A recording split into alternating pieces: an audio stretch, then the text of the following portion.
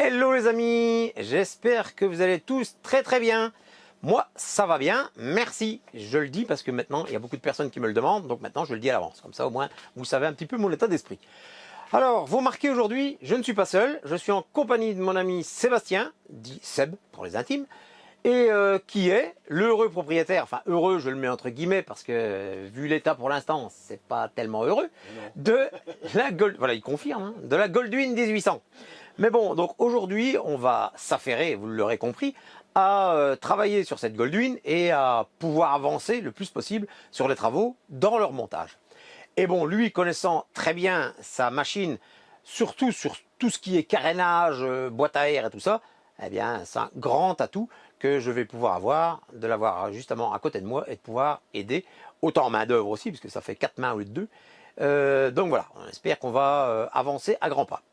Alors les amis, comme d'habitude, si vous êtes seulement de passage et vous ne l'avez pas encore fait, vous n'hésitez pas, vous cliquez sur le petit bouton s'abonner, la petite cloche pour toujours être prévenu des vidéos à venir, le petit pouce bleu qui fait toujours grandement plaisir sur YouTube et qui sert au référencement également de la chaîne, et vous partagez à votre guise l'ensemble des vidéos sur les réseaux sociaux et vous gardez ce qui vous intéresse dans le petit coin en haut à droite de votre ordinateur. Voilà. Mais écoutez, je pense que c'est bon. Ouais. On va passer dans le garage et on va s'y mettre sur la bébête. Hein. Allez les amis, c'est parti, go!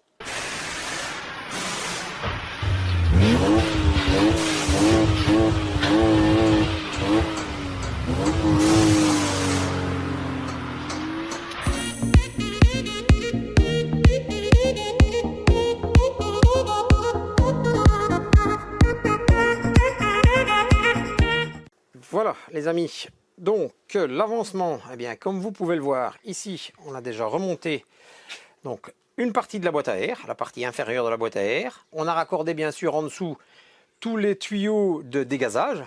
Donc il y a un tuyau qui vient de l'avant et le fameux tuyau qui vient de la partie dégazage arrière du moteur. Et on a refixé les deux cornets sur les dessus de papillon. Voilà.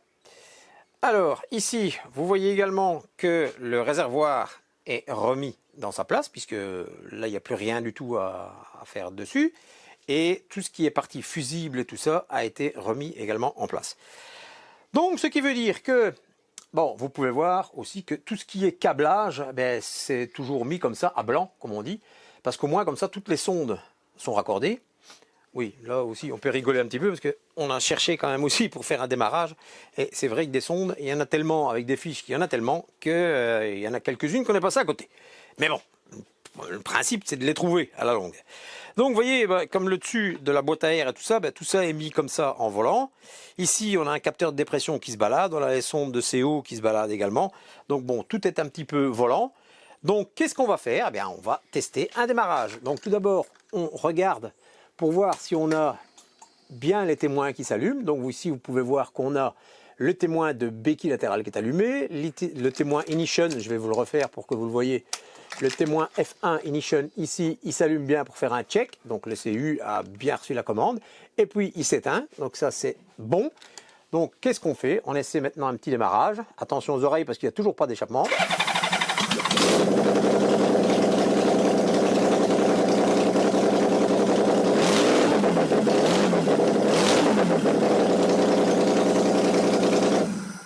Voilà, je ne vais pas le faire plus longtemps parce que je pense que mes tympans ils viennent d'en prendre plein la gueule. Et donc, vous avez entendu, bah, premier démarrage, pas de souci, ça démarre nickel. C'est déjà une très bonne chose, donc ce qui veut dire que tout ce qui est câblage a bien été remonté, même si c'est en volant. Maintenant, il ne reste plus qu'à tout bien remettre en place au fur et à mesure et de repérer les fiches que l'on vient de débrancher au fur et à mesure qu'on les remet. Voilà. Alors, il restera aussi tout le système de refroidissement, donc les radiateurs, gauche-droite, qu'on n'a pas encore remis. Donc ça, on va s'en occuper. Maintenant, ce qu'on va faire, c'est qu'on va refermer la boîte à air ici avec un nouveau filtre, bien sûr. On va refermer ça comme il faut. Et puis, on va s'occuper de remettre ici la fixation avec l'UCH, le CM et le servomoteur pour le cruise control. Donc, on va remettre ça en place. Normalement, si c'est bien ça, je pense que ça doit se mettre sur le côté ou sur le dessus de la boîte à air. Hein, sur le dessus, voilà, le propriétaire me le confirme. Parce que bon, moi, depuis le temps... il y a quand même de l'eau qui est passée sous les ponts. Donc ça se remet sur le dessus de la boîte à air. Donc on referme un petit peu tout ça et on regarde un petit peu quelle gueule que ça va avoir tout juste après. Allez les amis, à tout de suite. Alors les amis, que je vous montre 2-3 petits trucs pour leur montage. Alors ici, sur la partie réservoir, vous avez cette partie ici avec 2 boulons de 8. Ça, c'est l'arrivée d'essence qui va pour vos injecteurs. Vous avez l'autre durite ici qui se remet avec un petit collier. Elle, c'est le retour essence. Vous avez la grosse fiche ici qui vient se clipser sur le dessus. Ça, c'est votre pompe à essence et je pense peut-être la jauge.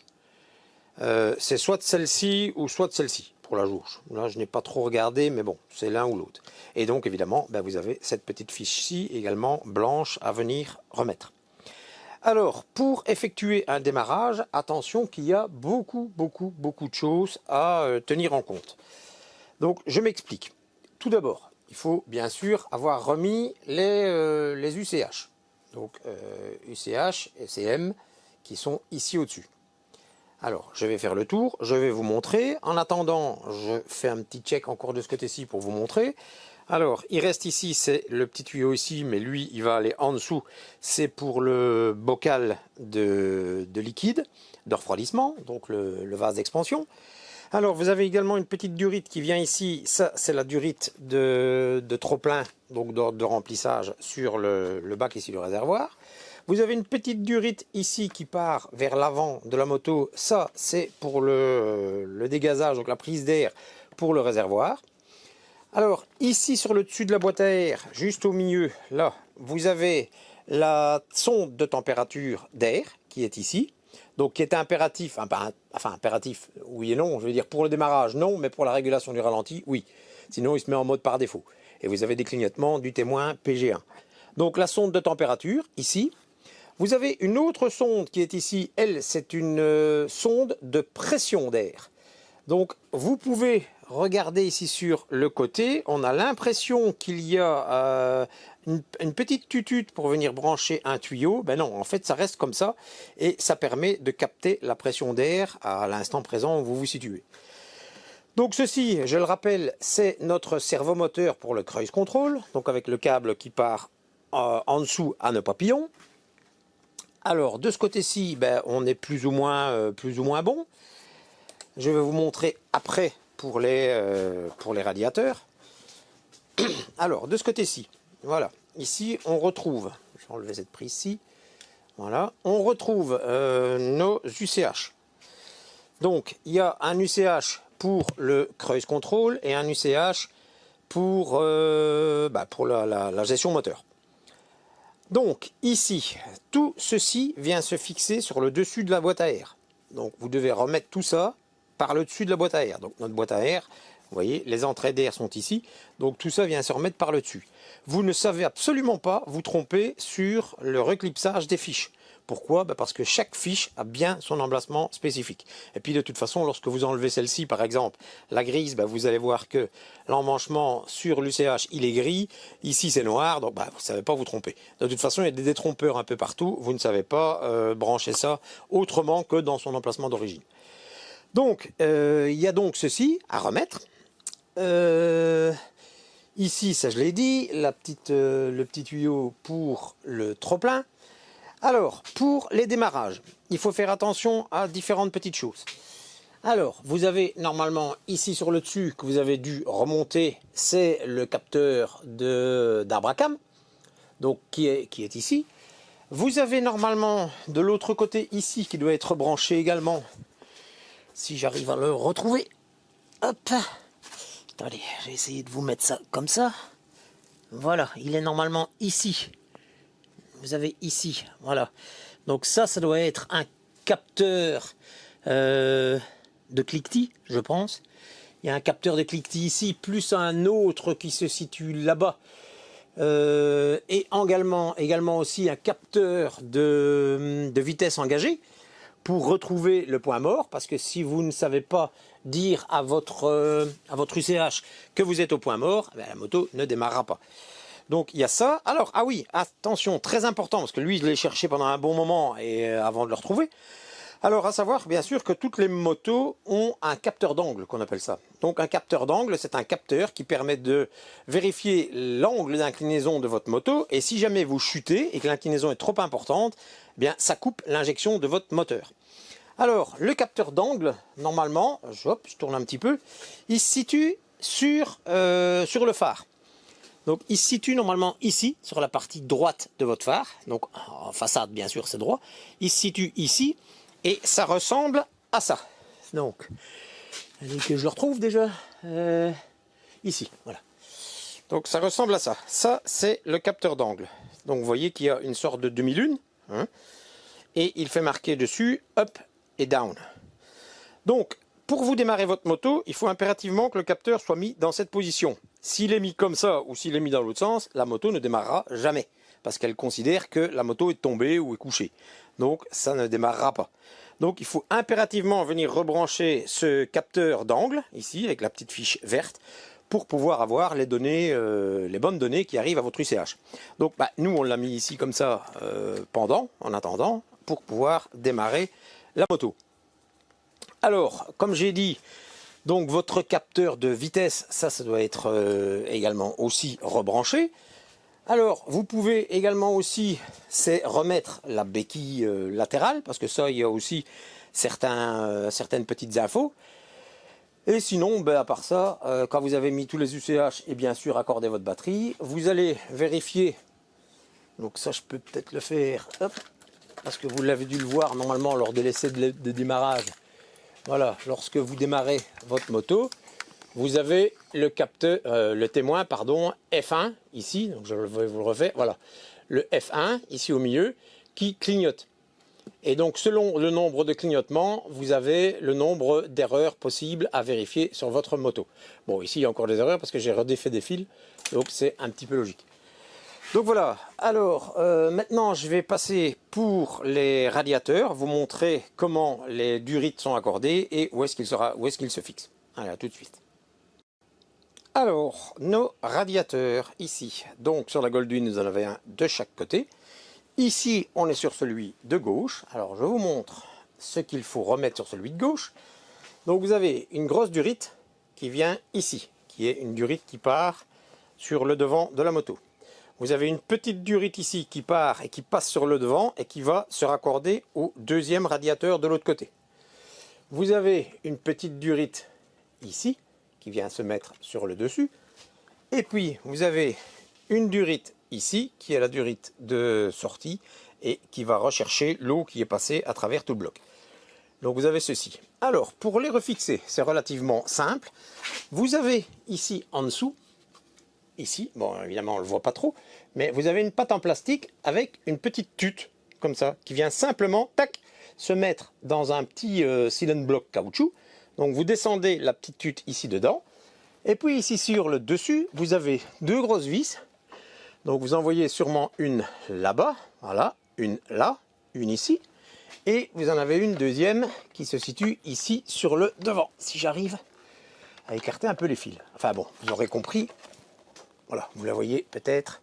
Elle est là au bout de mon doigt. Voilà, donc vous avez deux grosses vis, une là et une là. Et vous avez la tute à venir mettre pour venir recentrer le radiateur. Ici, 1, 2, 3, 4 durites de ce côté-ci, du côté gauche, et 2 vis. Alors, on passe sur l'autre côté. L'autre côté où il y a le remplissage. Alors, je fais un petit peu de place parce qu'il y a toujours les éclairages qui sont ici. Hop, voilà. Alors, ici, qu'est-ce qu'on a? Eh bien, on a la durite de remplissage. Donc qui est ici avec le bouchon de remplissage qui est pas remis mais qui est là. Donc la durite de remplissage du liquide de refroidissement qui est ici. Une durite ici qui également va rechercher la circulation d'eau sur le devant du moteur. La petite durite ici qui est la même qui traverse et qui va rechercher le deuxième radiateur. Et à l'arrière également, hop, une durite de retour pour aller rechercher aussi le refroidissement dans le bloc. Voilà, donc ici vous avez 1, 2, 3, 4 durites raccordées à ce radiateur. Pour la fixation, eh bien, on retrouve le même principe. Donc ici en dessous, voilà, vous avez toujours aussi la petite tutute qui vient descendre dans un petit cylinder block en caoutchouc. Alors ceci, ce que vous voyez ici, ce sont les condensateurs pour le démarrage des ventilos qui sont juste derrière, pour pouvoir les faire tourner toujours dans le même sens. Alors les fixations, ici on les verra peut-être un peu moins. Donc il y en a une là-bas, au bout. Donc essayez de vous... Hop, si la fiche tombe devant. Voilà, donc vous voyez la vis, ici au bout de mon doigt. Voilà, une vis. Et vous avez une deuxième vis qui est là-bas. Voilà, qui est là au bout de mon doigt également. Donc, même chose, deux pattes de fixation ici, le petit téton qui descend en plein milieu, et une, deux, trois, quatre durites de raccorder sur le système ici à droite. Voilà. Alors, à part ça, je vais dire, ben, c'est déjà pas mal, puisque bon, vous avez vu ici le réservoir est remis, la boîte à air est remis, les UCH sont remis, le Creuil s'est remis, le papillon avait été remis juste avant, plus les réglages des câbles accélérateurs et tout. Donc vous devez faire attention que lorsque vous avez réglé l'ensemble, votre accélérateur ici est toujours mobile comme il faut, il ne s'accroche pas, et vos papillons s'ouvrent bien sûr comme il faut. Donc ça, faites l'essai avant de tout remonter, parce que sinon après vous ne voyez plus rien. Voilà, écoutez, donc vous voyez les fiches qui restent ici au-dessus, ça, il n'y a pas lieu de s'inquiéter pour l'instant, c'est concernant tout ce qui est Commodo pour la radio, donc qui se trouve sur le dessus de l'ensemble qui vient ici. Donc maintenant, ben, on va continuer, on va s'atteler à remonter un peu le reste. Ce qu'on va faire, bah ici vous pouvez remarquer qu'on a remis la roue, mais j'ai simplement remis la roue pour pouvoir enlever le cric et le morceau de bois qu'il y avait ici. Donc il n'y a encore rien de spécial, j'ai simplement passé l'axe au milieu. Et voilà, donc il n'y a rien du tout de serré, vous voyez, rien du tout de serré. Donc ça, on va remettre ça comme il faut, on va resserrer ça au couple. Les trier ici également, parce qu'il n'y a rien de serré non plus. Donc on va tout resserrer ça au couple, on va remettre les garde-boue et tout ça. On va s'occuper également de remonter le devant ici. Donc les klaxons, les phares longue portée, le canister ici en dessous. Donc voilà, donc il y a encore du taf, il n'y a pas de problème. Et aussi ici, ce qui serait pas mal déjà, c'est de pouvoir remonter toute la grosse unité de phare avant. Ce serait déjà pas mal. Voilà, eh bien écoutez les amis, pour ma part, on y retourne. Je continue le remontage. Allez. Voilà les amis, donc un break pour aujourd'hui, parce que je pense qu'on l'a bien mérité. Alors, vous pouvez voir qu'elle prend du volume, hein, donc elle reprend du volume. Qu'est-ce qu'on a fait? Eh bien, on a remis les radiateurs. Donc évidemment, il y a encore beaucoup de choses qui sont pendouillantes. Donc on a remis les radiateurs avec leurs ventilateurs et tout. On a raccordé les durites, donc tout le système de refroidissement. C'est pas encore sous eau, parce que là, il y a encore différentes petites choses à faire. Alors, tout ce qui est UCH, tout ça est remis, raccordé. Petite chose à ne pas oublier lorsque vous êtes sur un boulot comme ça, je vais dire, et que vous reconnectez l'ensemble, n'hésitez pas, mettez du nettoyant de contact sur tous vos contacts. Comme ça, au moins, vous êtes sûr et certain que vos connectiques sont nickel, quoi. Alors, vous avez peut-être remarqué aussi, on a retapé la roue d'avant. Bon, on n'a rien fait de plus, hein. On a retapé la roue simplement, on a remis l'axe, mais au moins comme ça, il n'y a plus le bordel, je vais dire entre guillemets, avec la poutre et le cric et tout ça. Alors, je suis très content parce que, enfin pas que moi, hein, le propriétaire aussi content, hein. Ouais, c'est clair, surtout quand on voit un petit peu l'état du début, parce que bon, il n'y a plus ces tonnes de fils ici pendouillants, avec la panique persistante de se dire, mais bordel, où est-ce qu'elle va cette fiche? Donc ici, on voit déjà un peu plus clair. Alors bon, évidemment, il y en a encore, hein, il y en a encore pas mal à venir accorder, mais comment est-ce qu'on va dire, ça fait du tri, ça dépouille quoi, ça dépouille. Voilà, donc c'est pas mal, c'est pas mal. Je pense qu'on a vraiment pas mal bossé aujourd'hui avec l'ami Seb. Donc pour rappel, qu'est-ce qu'on a fait? Eh bien, on a fait le réglage de nos papillons avec la partie accélérateur, la partie décélération et la partie cruise control. Donc on a fait le réglage tip top. On a refixé notre boîte à air avec le filtre à air et tout, on a tout refermé, on a remis les sondes, on a remis la partie supérieure, donc comme je vous ai dit, tout ce qui est UCH, CM, tout ça c'est remis. On a remis notre réservoir ici avec tous les raccordements, tout ça c'est fait. Et puis on s'est attaqué sur les parties latérales où on a remis les radiateurs latéraux et où on est venu raccorder tous les durites. Alors petit truc aussi, comme c'est une ancienne moto et que vous le savez, il y a du calcaire enfin le calcaire, un petit peu de corrosion, parce que je ne sais pas si c'est exactement du calcaire, mais un petit peu de corrosion sur les durites, enfin surtout sur les endroits des radiateurs, eh bien vous n'hésitez pas, vous mettez du silicone en bombe. Comme c'est du caoutchouc, ça va renourrir votre caoutchouc et vous avez 1000 fois plus facile pour renquiller l'ensemble. Et donc voilà. Alors, le tout aussi, c'était de savoir un petit peu les câbles, s'ils étaient derrière le radiateur ou devant le radiateur. Donc, on a mis ce qui était le plus facile derrière et le reste. Donc, par exemple, cette partie-ci, ben, ça, on va l'isoler parce que d'origine, c'est ce que Seb me disait, c'est comme ça. Apparemment, c'est pas isolé. Ouais, c'était comme ça. Voilà. Et donc, on va un petit peu isoler ça et ça va revenir ici derrière parce qu'on n'oubliez pas, c'est une Goldwyn. Donc, il y a encore tout l'habillage extérieur qui vient sur cette Goldwyn. Donc, elle va encore prendre plus d'ampleur. Voilà. Donc, prochaine étape, on commencera à remettre les pare-chutes, les phares, les klaxons, enfin pas mal de choses. Et peut-être même finaliser le devant en remettant le garde-boue, voilà, merci. Le garde-boue, raccorder les différentes petites choses et tout, faire les couples de serrage comme il faut. Ça, je ne vous les explique pas parce que normalement vous les retrouvez dans une vidéo lorsqu'on s'occupe soit de la fourche ou soit des plaquettes, je ne sais plus, soit des freins. Mais normalement, j'ai parlé de tous les couples de serrage pour cette Goldwyn, donc de tout ce qui concerne le train avant, ainsi que le train arrière aussi. Ah oui, il reste aussi à raccorder ici, donc la partie maître cylindre de tout ce qui est sur le système de freinage arrière. Donc ça, on s'en occupera. Ça, je vous l'ai dit, tout ce qui est tringlerie de marche arrière, tout ça est opérationnel. Donc tout ça est raccordé. Et donc voilà. Voilà. Je pense que pour aujourd'hui, on peut aller dormir tranquille. Ça nous évitera pas mal de tracas et de nuits blanches à devoir cogiter pourquoi il y avait tel et tel truc qui ne fonctionnait pas. Donc voilà. Mais écoutez les amis, je pense que pour aujourd'hui, c'est pas mal. Enfin, Seb va aller faire dodo, moi aussi, hein, parce que je pense qu'on a donné aujourd'hui. Voilà. Allez, à la prochaine les amis. Salut.